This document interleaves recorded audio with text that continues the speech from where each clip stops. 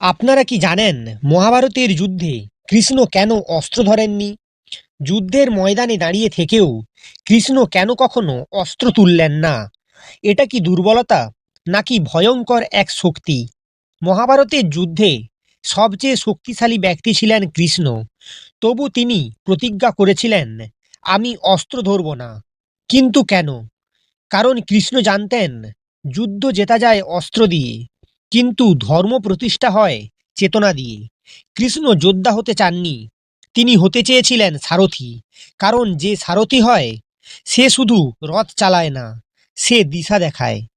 মহাভারতের যুদ্ধে কৃষ্ণ অস্ত্র দেননি, তিনি দিয়েছিলেন বুদ্ধি, বিবেক আর সিদ্ধান্ত নেওয়ার শক্তি। আরেকটা গভীর সত্য হলো, কৃষ্ণ অস্ত্র ধরলে যুদ্ধটা দেবতা বনাম মানুষ হয়ে যেত, কিন্তু তিনি চেয়েছিলেন মানুষ নিজের কর্মের দায় নিজেই নিক।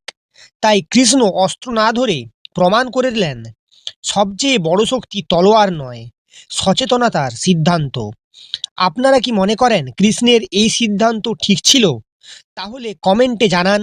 এবং এই ধরনের পুরাণ কাহিনী ভালো লাগলে চ্যানেলটি সাবস্ক্রাইব করুন, ভিডিওটি লাইক করুন এবং কমেন্টে লিখুন রাধা রাধা।